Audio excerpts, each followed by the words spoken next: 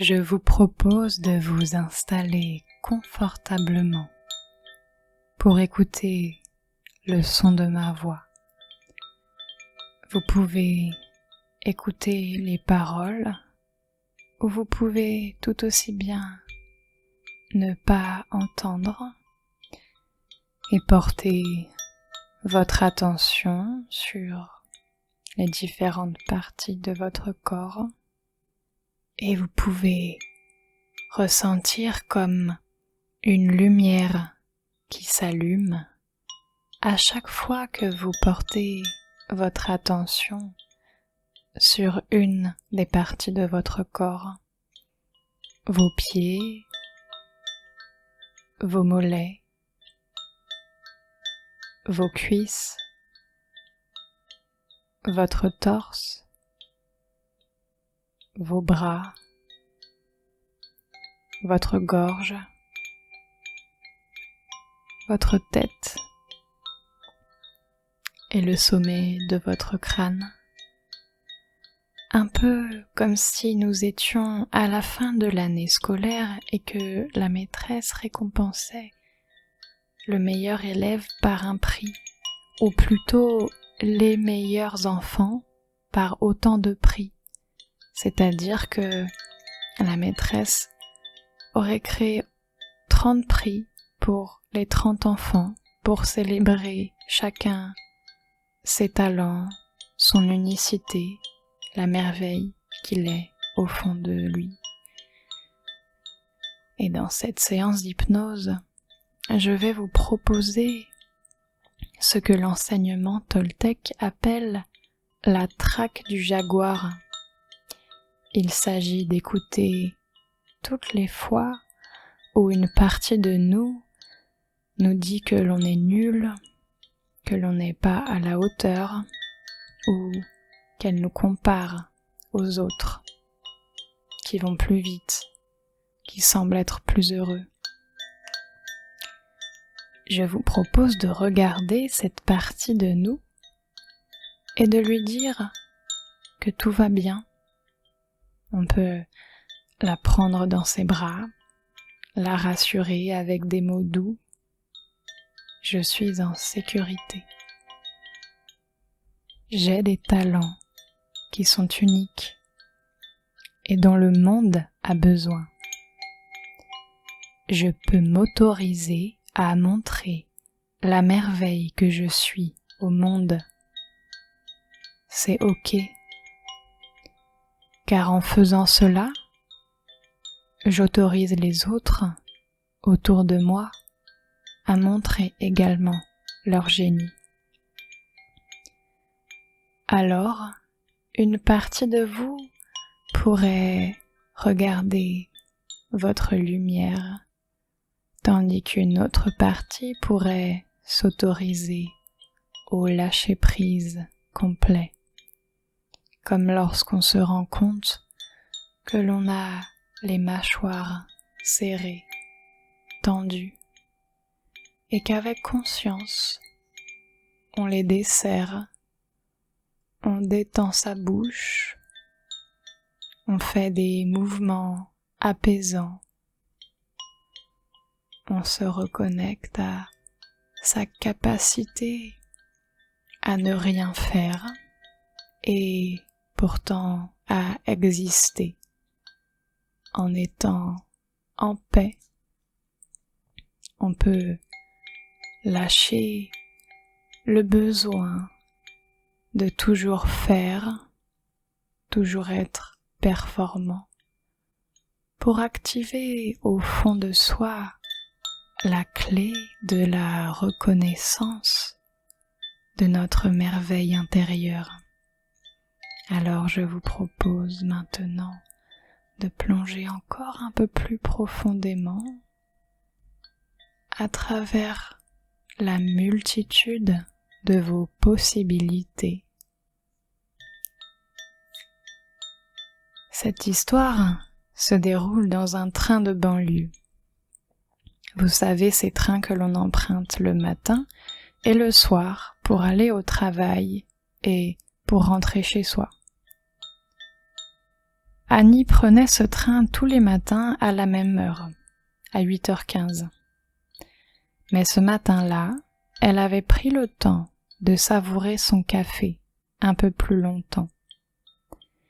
Et elle avait raté le train de 8h15.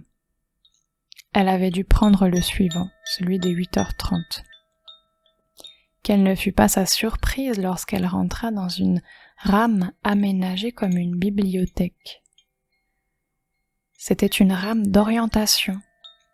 C'était la région qui mettait cette rame à disposition pour aider les lycéens à trouver leur voie professionnelle. Et ça tombait à merveille, parce qu'elle-même, Annie, avait beaucoup changé de voie professionnelle. Elle avait fait un bac littéraire parce qu'elle aimait lire, puis elle avait fait une formation pour travailler dans le milieu très minutieux de l'horlogerie, car cela la fascinait. Et puis elle avait bossé pour la start-up d'une amie au marketing et à la communication. Mais elle avait voulu revenir à quelque chose de plus terrestre, de plus palpable. Et après avoir fait un CAP pâtissier, elle avait ouvert son propre salon de thé dont elle faisait la promotion sur les réseaux sociaux. Elle se mit à discuter avec la conseillère d'orientation. Elle lui montra quelques photos de la décoration de son lieu. C'est vraiment très joli, tellement unique. Vous avez mis toute votre personnalité dans cette décoration. Quel talent! On voit les références à l'horlogerie et à la littérature. Je suis impressionnée par votre capacité à rebondir, à changer de voie. C'est vraiment un parcours inspirant pour tous les lycéens qui viennent nous voir et qui ont peur de se tromper, ne serait-ce que pour choisir leur filière de la seconde à la première. Vous savez, je me suis libérée de beaucoup de peur le jour où j'ai compris qu'on pouvait faire plusieurs métiers, être bon dans plusieurs domaines au cours d'une seule vie, et que la seule chose qui importait était que nous aimions véritablement ce que l'on fait. C'est ok d'abandonner des schémas de fonctionnement du passé pour créer de nouveaux schémas qui nous rendent heureux aujourd'hui. Nous sommes des êtres créateurs, nous les êtres humains. Et cela me fait penser à la phrase de Harold Thurman Whitman.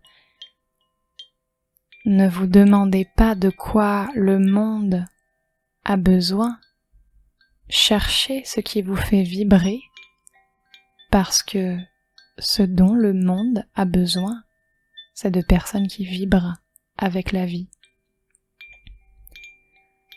Alors un jour comme aujourd'hui, vous pourriez vous sentir à votre place simplement en vivant une vie qui vous fait vibrer, car vous êtes capable de faire de l'extraordinaire avec vos talents. Et peut-être que nous n'avons pas une mission de vie en particulier, ou peut-être que nous en avons plusieurs. Peut-être que notre véritable mission sur cette terre est d'apprendre à aimer, à s'aimer soi avant toute chose, à aimer les autres ensuite. Alors, c'est un acte d'amour envers soi que de se libérer des pressions inutiles pour se sentir bien dans sa vie professionnelle.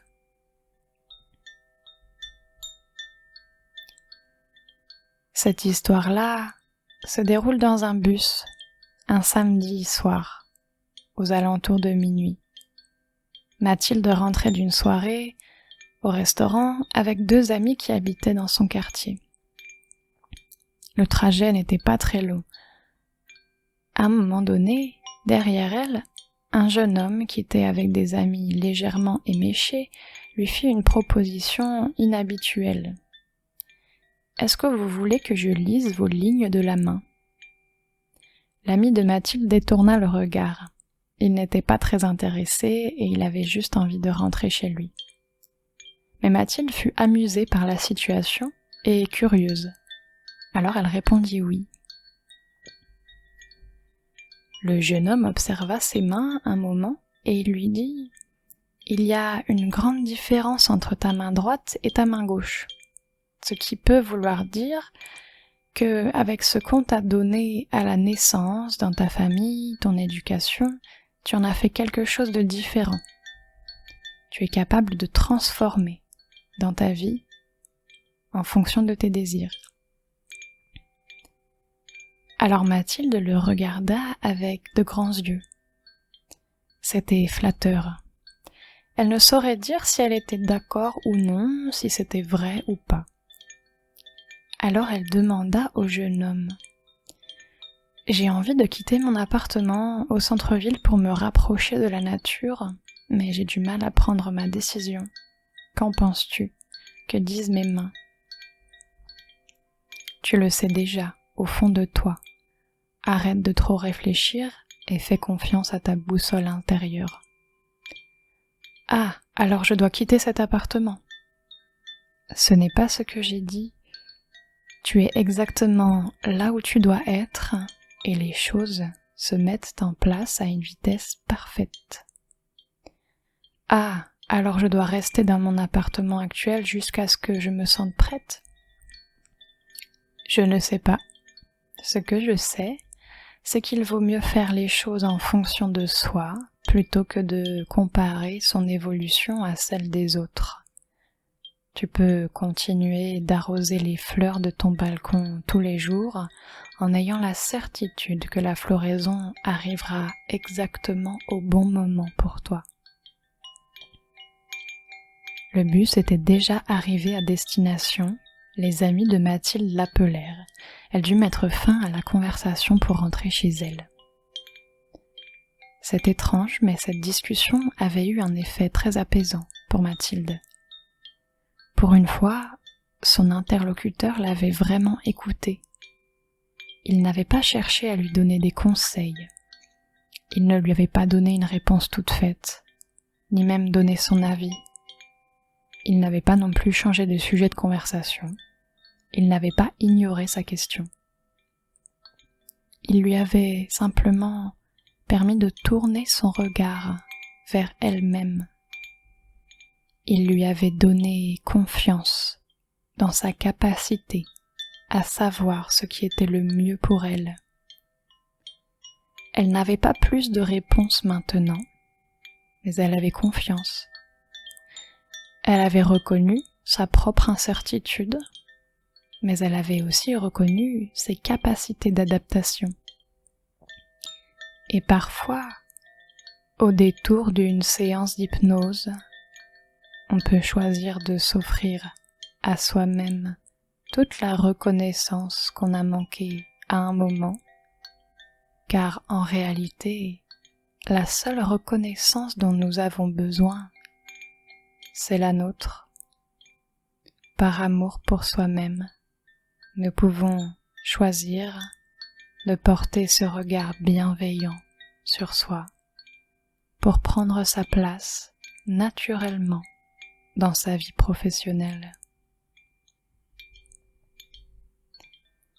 Je vous propose maintenant de vous imaginer dans un couloir. C'est le couloir de votre vie professionnelle. Il semble être une ligne droite qui s'assombrit au loin. Vous pouvez vous arrêter, prendre le temps de souffler et de regarder autour de vous. Vous découvrez qu'il y a des portes de chaque côté de vous. Vous pouvez ouvrir une porte. Vous découvrez un plateau de cinéma. Sur la chaise du réalisateur, il y a écrit votre prénom. Le staff est là et vous attend pour diriger le film de votre vie, car c'est vous qui êtes aux commandes. À tout moment, vous pouvez changer d'avis, changer de voix ou revenir en arrière. Vous êtes libre de prendre la place qui vous convient, car cette place est faite pour vous. Désormais, vous prenez votre place dans votre vie professionnelle. Vous vous sentez parfaitement légitime, compétent, compétente. Vous retrouvez confiance en vous et vous ressentez la joie d'être à votre place, d'être reconnu. Vous retrouvez l'énergie et l'envie dans votre quotidien. Et c'est merveilleux de sentir que vous êtes capable de déployer vos talents dans le monde. Cela vous rend très heureux, très heureuse. Je vous propose de vous imaginer dans quelques jours avec quel bonheur vous ressentez l'étincelle, l'envie dans votre vie professionnelle. Ressentez comme vous êtes dans une très belle énergie de confiance, que ce soit pour développer ce que vous avez déjà initié ou pour avoir l'impulsion de changer ce que vous souhaitez changer. Sentez comme les gens autour de vous reconnaissent votre valeur maintenant que vous-même vous reconnaissez votre propre valeur. D'ici quelques instants, la séance va se terminer. Vous allez pouvoir réassocier toutes les parties de vous pour revenir à l'ici et maintenant. Et votre inconscient va continuer d'œuvrer dans les jours à venir à la construction de votre confiance en vos capacités professionnelles. Quand ce sera le bon moment pour vous, vous pourrez rouvrir les yeux. Vous avez le temps.